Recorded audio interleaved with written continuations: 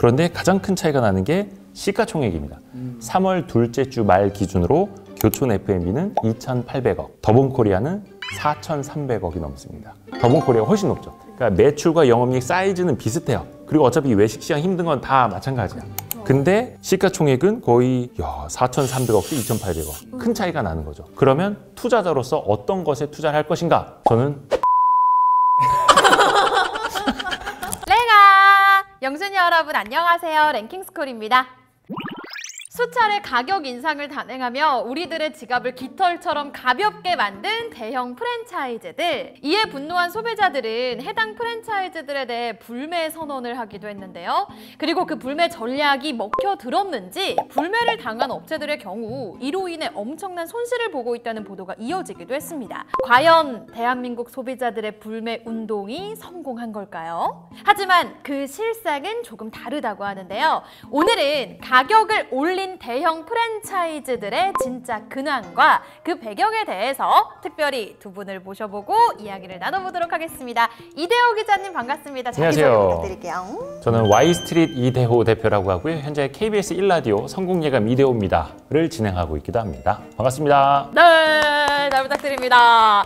네, 그리고 송국 대표님도. 네. 안녕하세요. 창토의 노승욱입니다. 선배 창업가 분들과 소상공인분들 1대1 멘토링 연결해드리고 있습니다. 오늘도 역시 두 분과 함께 대형 프랜차이즈들에 관련된 이야기를 차근차근 나눠보려고 하는데요. 바로 먼저 진행을 해볼 프랜차이즈는 교촌치킨입니다.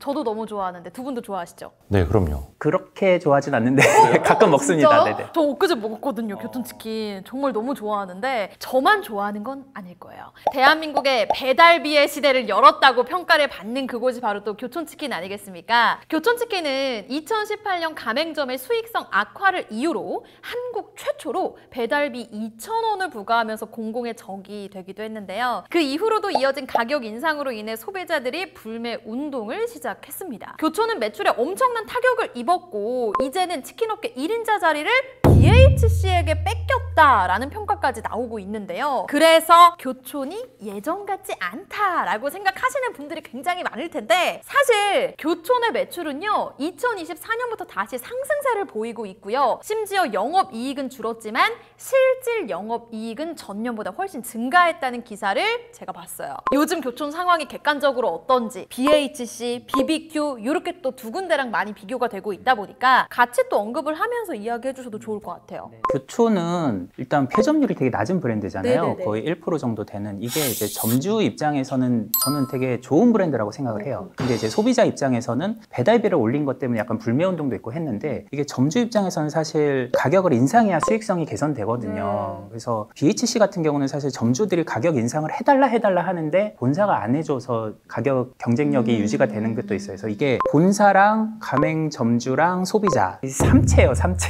이 세 개가 3차 방정식이라서 좀 어려운데 일단 점주한테는 좋은 브랜드다. 그리고 실적이 작년에 나온 게 이제 영업이익은 표면적으로 줄었지만 거기에 이제 일회성 비용이 많이 반영이 돼 있어요. 근데 그 일회성 비용이 지사를 직영으로 전환을 했다라고 나오는데 이게 뭐냐면 교촌은 좀 특이하게 지역의 점주들을 본사가 직접 관리하지 않고 중간에 지사들이 좀 있었어요. 그래서 이게 한 20개 정도 있어서 얘네를 이제 통해서 그 관리를 하고 물류를 납품을 했거든요. 그러다 보니까 수익의 일부를 지사들이 가져가는 어떻게 보면 좀 비효율적인 구조였거든요. 근데 이런 거를 프랜차이즈들이 초기에는 이제 본사가 다 물류를 전국으로 납품하기가 어려우니까 지사들을 파트너로 이렇게 같이 가는 경우가 있는데 어느 정도 본사가 성장하고 나면은 이렇게 전환을 하거든요. 근데 그런 직영 전환이 거의 30년 넘게 걸렸으니까 좀 되게 늦게 된 거죠. 근데 이게 일회성 비용이고 앞으로는 해서 그 매출이나 수익이 다 본사로 잡힐 거니까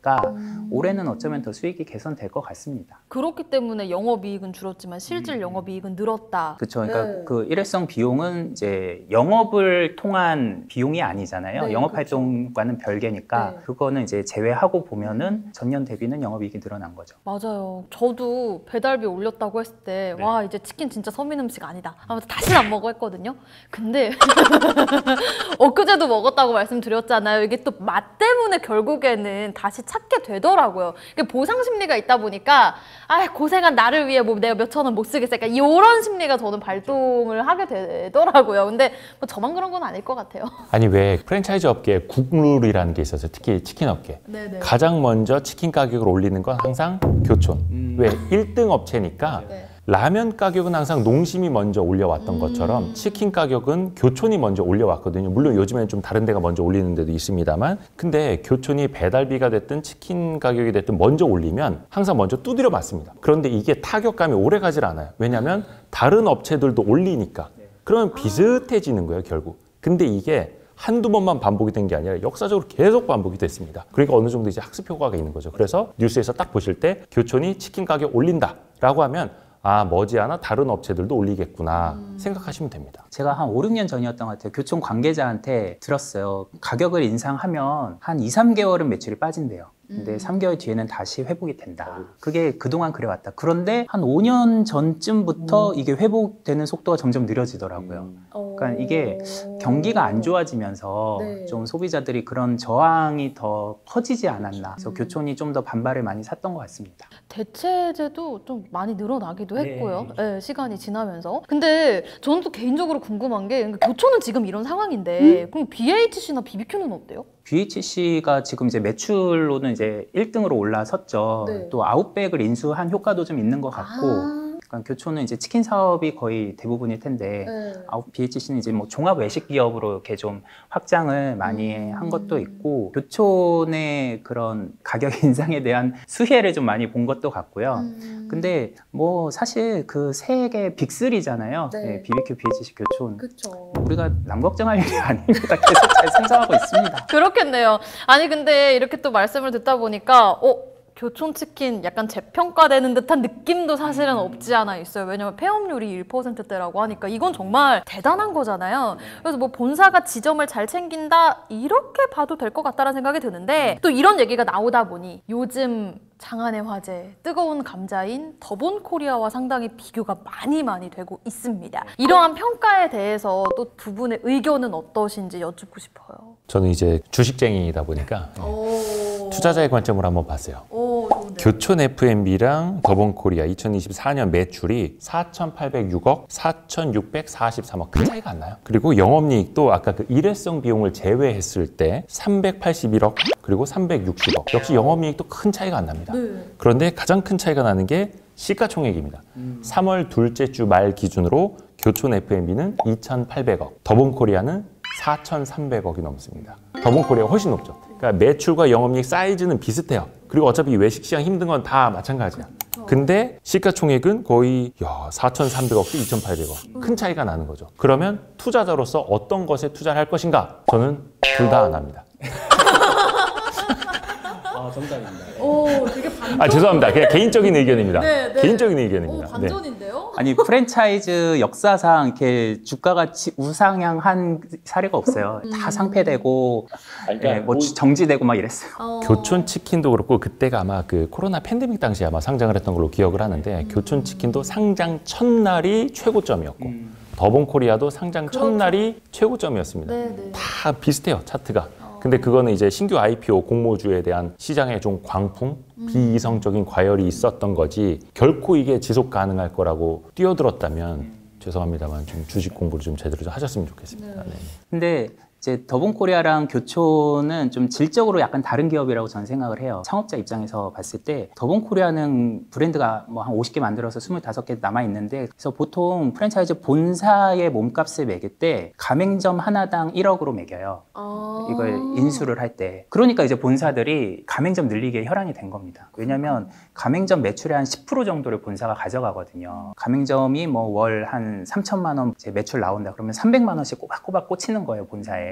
근데 교촌은 사실 수십 년 동안 업계 1위를 유지해 왔는데 가맹점이 아직도 1,200개 정도? 더 늘리려면 늘릴 수 있었는데 안 늘린 거예요. 그거는 점주의 상권을 보호해주기 위해서. 그러니까 제가 좀 교촌 홍보팀 같은데 그러니까 그 폐점률이 1%가 나오는 거예요. 교촌 주가가 부진했던 거는 약간 전략에 좀 미스가 있었다. 소진세 회장이 이제 롯데 출신이잖아요. 그래서 유통업에 좀 관심을 가졌어요. 뭐 소스 사업 하려고 그러고. 근데 프랜차이즈로 성장한 기업은 결국은 프랜차이즈로 돈을 벌어야 되거든요. 그래서 교촌의 지점을 더 늘리든지 해외로 확장을 하든지 그런 본업보다 뭔가 신사업으로 하려고 했는데 그래서 뭐 수제 맥주 만들고 HMR 사업하고 지금 HMR 사업도 중단했고 신사업을 지금 좀 구조 조정하고 있고 권은강 회장이 그래서 소진세 회장 내보내고 다시 돌아와서 약간 이제 본업을 강화하면서 지금 조금 이제 회복이 되는 것 같습니다. 아니 근데 그 레파토리를 똑같이 지금 더본코리아하게 하겠다는 거 아닙니까? 해외 진출하고 뭐 유통 더 확대하겠다. 그러기 위해서 어떻게 보면 이제 상장해서 공모 자금까지 받은 건데 그러면 이제 더본코리아도 쉽지는 않다라는 거예요. 교촌은 점포당 매출이 한 6천만 원 가까이 나와요. 네, 그러니까 가맹점이 제일 적어서 또 그럴 수도 있는데 점포당 이제 매출이 경쟁 브랜드에 비해서 높은 편이거든요. BHC, BBQ는 한 3, 4천만 원대 되거든요. 네네. 그만큼 이제 점포당 수익성이 좋다는 건데 더보는 이제 그런 1등 브랜드가 잘 없죠. 그러니까 백다방도 사실 업계 1등이 아니고 그리고 백다방이 이제 성장했던 시기에는 약간 저가 커피 열풍이 있었고 네. 또 홍콩 반점이 중식 프랜차이즈 중에서는 가맹점이 제일 많기는 한데 이게 중식 프랜차이즈 자체가 별로 많지가 않아요. 브랜드 수가. 그러니까 좀 경쟁이 별로 이렇게 많지 않은 시장에서 동네 골목에서 이렇게 1등하는 그런 시기여서 좀 더 시장의 검증이 필요하잖아요. 지금 백종원 대표가 이제 안 나오고 있는 상황에서도 그게 유지가 될까? 네, 그게 된다면 그제서야 이제 해외 진출을 좀 고민해 볼 수 있지 않을까. 앞으로 더 지켜봐야 되겠네요. 근데 약간 비슷해 보이면서 까놓고 보면 다른 것 같아요. 확연히 다르다라는 생각이 또 개인적으로 네, 드는 것 같습니다. 자, 그럼 이제 그 다음으로 넘어가 볼 텐데 아마 모르시는 분들이 없을 것 같은데 스타벅스 얘기를 한번 해볼까 해요.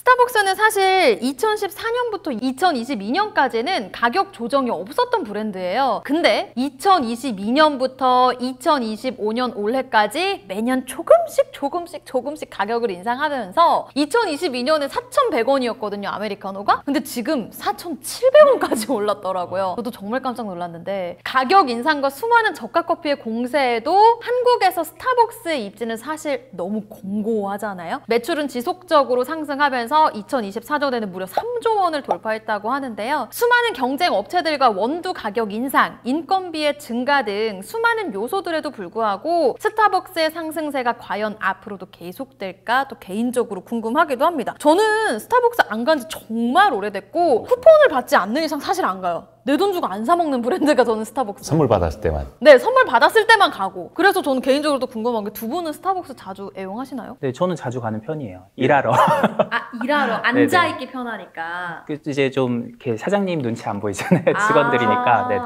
기자님은요? 저도 그런 것 같아요. 그러니까 저는 두 분은 이제 섞은 모델. 선물 받았을 때. 그리고 공간이 필요할 때. 근데 사실 우리나라에서 커피를 딱 구분해 보라, 두 가지로 구분해 보라면 스타벅스와 스타벅스가 아닌 것 이렇게 구분이 되지 않습니까? 네네. 사실 저는 그 안에 정답이 있다고 봐요. 그러니까 이게 스타벅스가 엄청 지금 많고 잘 되잖아요. 사실 이렇게 롱런하는 브랜드가 많지가 않은데 매장이 한 2,000개가 넘는다고 하더라고요. 이게 미국, 중국에 이어서 세계에서 세 번째로 많고 일본보다도 많아요. 근데 이렇게 많은 이유를 이제 어떤 분이 분석을 한 게 카페는 크게 이제 두 가지 유형이 있다. 내가 이제 좀 감성적으로 좀 뭔가 시간을 보내기 위해서 하는 여가형 카페가 있고 이거를 뭐 이제 감성형 카페 또는 뭐 운해형 카페라고 얘기한다면 반대로 이제 카페인을 충전하기 위해서 기능적인 소비를 하기 위한 그런 좌뇌형 카페 또는 충전형 카페 이렇게 분석을 하시는데 스타벅스는 유일하게 그 두 가지를 다 갖춘 브랜드다라고 하더라고요. 커피를 마시러도 가고 공간을 소비하러도 가는 그런 점에서 너무 압도적이다. 예, 대항마가 없다. 이런 분석이 있더라고요.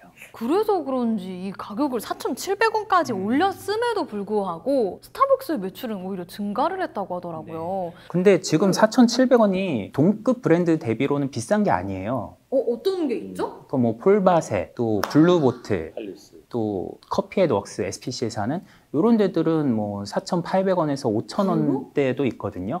그래서 오히려 스타벅스가 가성비 있게 느껴질 정도로 그러니까 지금 스페셜티 커피 시장이 너무 이렇게 가격 인상이 많이 됐죠. 또 스타벅스는 좀 다른 영역에 있다고 우리는 이제 볼 수밖에 없어요. 이제 스타벅스는 사실 브랜드를 좀 소비하는 게 있지 않습니까? 그 사이렌 아니면 이제 별 마크 이런 것들. 스타벅스는 오히려 이제 저가 커피나 다른 커피들과 경쟁한다라기보다는 그냥 스타벅스의 길을 가는 거죠. 그러다 보니까 가격을 올렸을 때 민감도나 타격감이 높질 않은 거고, 원체 브랜드 충성도가 있으니까. 그리고 또 하나가 1,500원짜리가 200원 올리는 거랑 4,500원짜리가 200원 올리는 거랑은 소비자가 맞이하는 어떤 민감도가 다를 수밖에 없어요. 어떻게 보면 이제 분명히 라운드 넘버라고 하는 5,000원을 이제 아메리카노가 넘어갈 때는 어떤 이제 심리적 타격이 더 있겠습니다만 4,000원대에서 스무스하게 올리는 거죠. 그것도 이제 왜 가격 인상의 기술이라는 게 있지 않습니까? 아직까지는 괜찮다. 소비자로 봤을 때. 그러면 이 스타벅스가 한국에 굉장히 다양한 커피 프랜차이즈들이 많잖아요. 말씀해 주셨던 뭐 동일한 비용으로 따졌을 때 폴바셋이라든지 뭐 할리스라든지 굉장히 많은데, 그럼에도 불구하고 다른 브랜드들이 스타벅스를 이 경쟁에서 이길 수 없는 이유는 아까 짚어주셨던 충성도가 높아서일지 아니면 뭔가 또 다른 이유가 있을지도 궁금해요. 그러니까 이제 스타벅스를 이용하는 고객층이 아까 네. 이제 충전형 카페인을 소비하기 위해서 가시는 분들이 있고, 또 이제 여가형으로 가는 분들이 있는데, 여기서 이제 여가형 소비자들이 조금 더 요새 불만이 있을 것 같아요. 왜냐하면 너무 돗대기 시장처럼 됐다. 너무 시끄러워요. 부럽죠. 화장실도 이제 점점 지저분해져 가고. 맞아요, 네. 맞아요. 처음에 사실 스타벅스 나왔을 때는 약간 된장녀라고 할 정도로 공간이 약간 좀 럭셔리한 분위기였잖아요. 네, 저기 가서 꼭 그 커피를 마셔야 돼 싶을 정도로 뭔가 좀 일상에서 벗어나서 여유를 즐길 수 있는. 그런데 지금은 내가 4,000원 후반이나 이렇게 돈을 내는데 이렇게 시끄럽고 이렇게 지저분한 데서 내가 커피를 마셔야 돼, 이런 불만들이 좀 누적이 되고 있는 것 같아요. 스타벅스 매장들이 요즘 출점 속도가 엄청 빨라졌는데, 그러다 보니까 자기들끼리 또 경쟁하는 게 있어요. 카니발이 일어나요. 그래서 스타벅스도 거리가 이제 가깝게 다 몰려 있다 보니까. 그래서 폐점하는 스타벅스들도 나오고 있어요. 그런데도 엄청나게 이제 많이 이제 진출하니까, 그러면 약간 브랜드 희소성도, 그래서 이제 그 사이렌 그 문양을 보이도록 들고 다니는 게 어떤 커리어 우먼의 그런 이제 마케팅 효과가 있었잖아요. 약간 이제 나는 이런 커피 마시는 사람이야. 근데 그런 효과가 점점 줄어드는 거죠. 뭐 이제 너무 흔해졌으니까. 저는 얼마 전에 그거 보고 진짜 배꼽 잡았는데, 미국에서 어떤 흑인 코미디언이 올린 쇼츠였던 거예요. Listen, Starbucks is, every brother should have a cup of Starbucks in their hand, because the police leave you alone when you have a latte. You hold it, brother, hold that. Look how safe he looks. Give it to the other brother. Look how safe he looks. Look at that, give it to the other brother. Look, he looks like a thug, but with that fucking latte, look how safe he looks. So brothers, black men out there, get yourself a latte, because when you do your lips like this, the cops leave you the fuck alone. I'm sorry, officer, was I aggressive? 이런 이야기도. 그래서 이거 사실 우픈 얘기죠. 그러니까 그 정도로 이미지가 좋다라는 거고, 사람들은 감성과 브랜드, 스토리를 소비한다라는 건데, 이게 이제 때로는 이제 역풍을 맞을 수도 있는 거고, 왜냐하면 이제 사람들의 기대치라는 게 있지 않습니까? 그래도 스타벅스인데, 근데 조금만 이상해도, 이게 저희가 요건 이제 저가 커피를 마시고 있습니다만, 맛이 조금 달라도 크게 민감해하지 않아요. 그런데 왠지 내가 4,000원 후반 혹은 종류에 따라서 5,000 몇백 원 낸 거는, 아, 이거 맛이 좀 달라진 것 같아. 맞아요. 더 민감하게 반응할 수밖에 없는 거죠. 그리고 이제 스타벅스의 CEO가 이석구 대표라고 한 11년 동안 스타벅스를 경영했던 장소 CEO분이 있었는데, 가끔 이제 리뷰나 댓글에 이석구 대표가 영수증에 찍혀 나올 때가 그립다. 그때 시절이 좋았다. 그때 약간 그 하더라고요. 감성. 네, 그때는 이만큼 스타벅스가 발에 채이지 않았다. 좀 모 브랜드를 얘기하긴 그런데, 무슨 바퀴벌레처럼 많다 해가지고 바퀴 뭐뭐 이렇게 불리던 이제 커피 프랜차이즈도 있거든요. 너무 우후죽순 생겨났던데, 지금 스타벅스가 딱 그런 길을 걷고 있어요. 1,005점을 넘어서기까지 한 15년 가까이 걸렸는데, 2,005점 넘어서는데 한 7년 정도밖에 안 걸렸어요. 거의 2배의 속도로 지금 계속 출점을 하고 있다는 거고, 그러면서 이제 브랜드 가치도 떨어지고, 또 2020년대 초반에 그 리유저블 컵 이벤트 때 100만 개를 리유저블 컵을 준비해가지고 직원들한테 이거를 판매하도록 했더니 손님들이 막 몰려와가지고 뭐 1시간 이상 기다리고, 이거는 내가 생각했던 스타벅스가 아니다. 이런 돗대기 시장이 어딨냐. 직원들도 그때 막 트럭 시위하고 그랬거든요. 네, 뭐 힘들어서 못하겠다고 이제 막 그만두는 분들도 있었고. 그러니까 너무 상업적으로 바뀌었다. 최근 5년 사이에 이런 불만들이 좀 고조되고 있죠. 맞습니다. 저도 시끄러워서 안 가요. 그리고 저는 말씀해 주신 것처럼 약간 여가형 카페를 좋아하는 편이라 돗대기 시장 같아진 이후로는 진짜 그 쿠폰을 받아도 포장해 와서 집에서 조용히 먹지 스타벅스에 앉아서 먹어본 적이 진짜 기억이 안 날 정도로 너무 예전 일이 되어버렸거든요. 그러면 사실 스타벅스 브랜드는 우리나라 게 아니지 않습니까? 네. 근데 진짜 대단하다라는 생각이 들기는 하는 게요. 매출도 3조 돌파, 심지어 2,005점까지 돌파를 했단 말이에요. 이 조그만한 땅덩어리인 대한민국에서 전 세계 3위라고 아까 하셨잖아요. 그럼에도 불구하고 스타벅스가 웃지 못하고 있다. 뭐 이런 기사를 제가 어디서 본 것 같은데. 전 스타벅스는 웃고 있을 것 같은데. 그렇습니까? 네. 매출 이제 계속 우상향하고 있고. 네. 네. 그런데 지금 마냥 웃고 있다가는 나중에 이제 한 방에 훅 간다 싶은 게 그러니까 점점 이제 소비자 불만이 누적되고 있다, 고조되고 있다. 너무 포화돼 있고 또 이런 게 또 카페가 제일 폐업률이 높거든요. 그만큼 이제 소상공인 분들이 제일 쉽게 창업하고 이제 어려운 시장인데 너무 무한 확장을 하다 보면 이제 골목 상권 침해 논란에서도 또 한번 된통 당할 수 있다. 그래서 좀 자제하시면 좋을 것 같습니다. 근데 사실 그 수많은 경영서들을 이제 보더라도 그런 사례들이 되게 많이 나옵니다. 그러니까 회사 내에서 어떤 위험 신호가 나오기 전까지는 수익성 위주로 갈 수밖에 없어요. 양적 성장, 또 수익, 양적 성장, 수익 이거 계속 반복하는 거거든요. 근데 그 사이에 그 브랜드 충성도, 본인 회사의 또 브랜드 이미지 이런 것들을 같이 신경 쓰면서 질적인 관리를 해 나가야 되는데 숫자에 매몰된 경영진들이 그걸 이제 간과하는 지점이 분명히 옵니다. 근데 우리가 지금 뭔가 잘못하고 있는 것 같은데 라고 느끼는 순간은 이미 늦은 거예요. 이미 이미지가 망가져 있고 소비자들은 등 돌린 상황. 그때 되면 이제 늦을 수도 있는 거죠. 근데 그게 아직까지는 아니더라고 해도 분명히 소비자들은 스타벅스에 뭔가 자꾸 경고음을 울리고 있어. 스타벅스에는 벨이 없지 않습니까? 근데 소비자들은 벨을 누르고 있다고 이미. 아니 요새 스타벅스도 진동벨을 이제 좀 시범 매장에 좀 두기도 해요. 그러니까 점점 이제 효율성. 그러니까 예전에 스타벅스가 이제 아닌 상황이고 예전에 이제 이석구 대표 시절이 그립다라고 했잖아요. 근데 그때는 이제 그 임원분들도 스타벅스 CEO를 되게 부러워했어요. 왜냐면 워낙 이미지가 좋았고, 근데 그거는 이제 이석구 대표가 잘 한 거죠. 사이렌 오더도 세계 최초로 우리나라에서 도입을 하고 세계로 역수출을 했으니까. 그러니까 워낙 이렇게 자연 성장하는 게 보였어요. 그래서 저기는 뭐 이제 워낙 잘 가고 닦아놨으니까 누가 가도 또 호실적이 나올 것 같아. 그랬는데 그 다음에 이제 송우석 대표가 왔거든요. 그때 이제 그 리유저블 사태 이런 게 이제 발생을 한 거예요. 그래서 막 사과문도 내고 했는데 그분이 지금 BHC 대표로 갔더라고요. BHC가 이제 사모펀드하고 이제 실적을 이제 극대화해서 이제 재매각을 노리고 있는 상황이거든요. 그 BHC 사모펀드가 인수한 지 꽤 오래됐어요. 네. 이제 매각해야 되니까. 그래서 이런 분을 이제 그런 BHC에서 영입을 했다라는 데서 뭔가 이제 느낌이 오는 거죠. 브랜드를 어떻게 경영을 하는 사람이고, 그래서 스타벅스가 어떤 영향을 받았구나, 이제 BHC스러워졌구나, 그런 부분이 저는 보이더라고요. 앞으로도 좀 경계심을 가지고 좀 지켜봐야 되지 않을까 하는 그런 생각이 또 드네요. 옛날에 스타벅스의 그 느낌은 진짜 거의 사라졌다. 이렇게 말씀을 드릴 수 있을 것 같아요. 자, 그리고 그 다음으로는 맥도날드 얘기를 한번 해볼까 해요. 너무 좋아하는 햄버거. 전 햄버거 정말 잘 안 먹는데 유일하게 가는 데가 또 맥도날드거든요. 근데 반년 사이 2번의 가격 인상을 하면서 소비자들이 또 큰 충격에 빠졌습니다. 맥도날드는 2024년에 매출 1조를 돌파하면서 역대 최고 매출을 돌파했지만요. 사실 5년 연속 적자를 찍고 있을 정도로 만성 적자 상태라고 해요. 비슷한 시기에 가격을 올렸던 맘스터치나 롯데리아 등이 수익을 내고 있는 것에 비하면 혼자만 계속해서 적자길을 가고 있다라고 하는데, 하지만 한국 맥도날드의 적자는 본사에 지급하는 막대한 로열티 때문이다, 이런 얘기도 있습니다. 매출에 따라 로열티를 내는 구조라고 하는데 2023년에는 무려 그 로열티가 620억이었대요.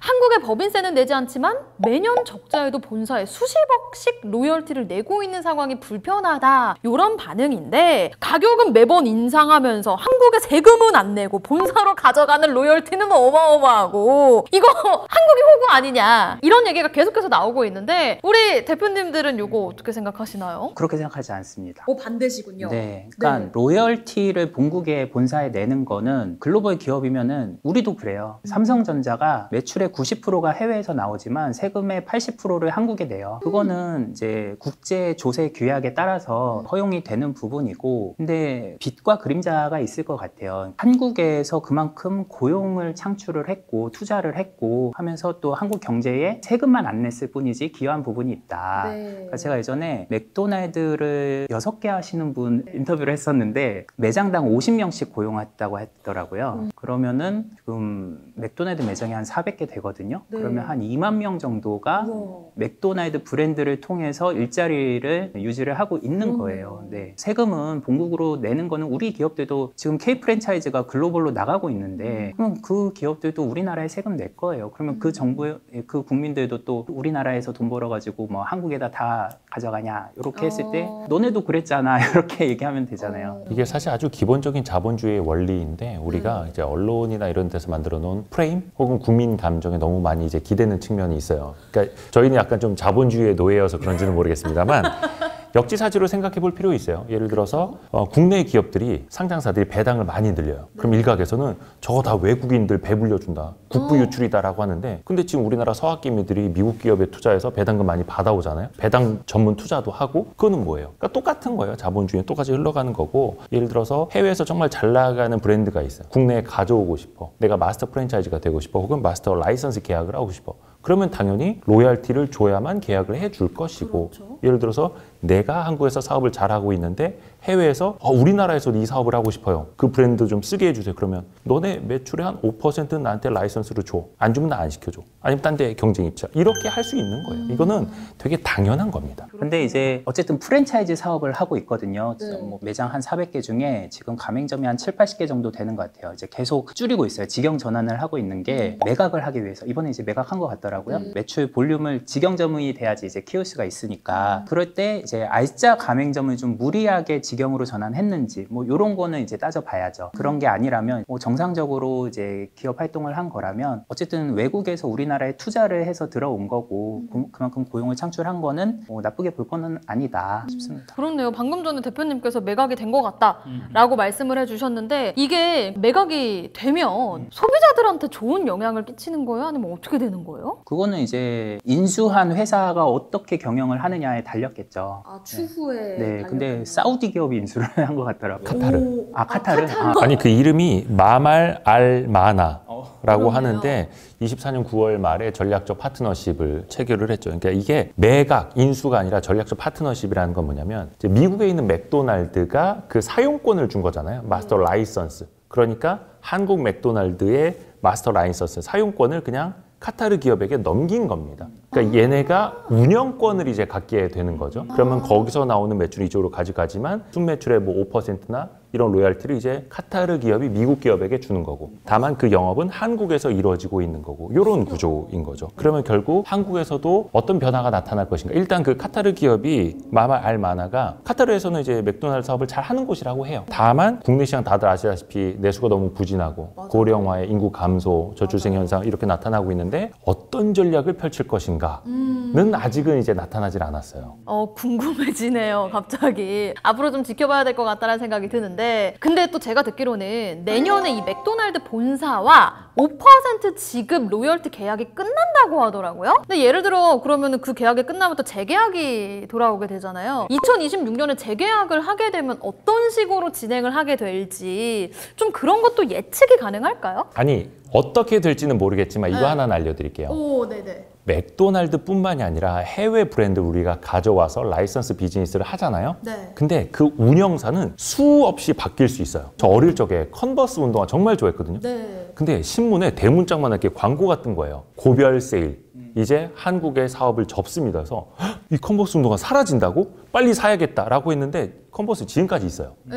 근데 그건 뭐냐면 컨버스라는 브랜드를 사용하는 그 회사가 계약이 끝나니 이거를 그 본사에 반납을 하고 자기네들이 갖고 있던 재고를 이제 정리합니다. 이거였거든요. 떨이세일 왕창 여기서 망한 줄 알죠. 근데 그 계약을 다른 유통회사가 또 합니다. 5년이 됐든 10년이 됐든 또 얘네가 끝나면 다른 데랑 또 하고 아니면 얘네가 장사를 잘하면 미국 본사가 5년 10년 계약을 얘네랑 계속 할 수도 있는 거예요. 근데 우리는 봤을 때 진짜 끝나는 줄 알죠. 고별. 그런 식으로 예를 들어 저 어릴 적에 되게 좋아했던 막 겟유즈드, 보이런더 막 이런 브랜드가 있습니다. 아니면 리 이런 거 있지 않습니까? 다시 유행을 하는데 그 원래 브랜드를 가지고 다른 기업이 계약을 해서 또 유통사업을 하는 거예요. 그러니까 국내에서 운영사는 얼마든지 바뀔 수 있다. 다만 그 조건은 그 브랜드 충성도가 너무 높고 장사가 잘 돼. 그러면 5% 받던 거 야 우리 6%는 줘야 돼. 쟤네가 8% 준다는데 너네 계약 끝났잖아. 뺏어야지. 얘네 줘야지. 이렇게 되는 거고 장사가 너무 안 돼. 아무도 안 하려고. 그럼 야 우리 로열티 한 3%로만 낮출 테니까 아무나 좀 들어와 봐.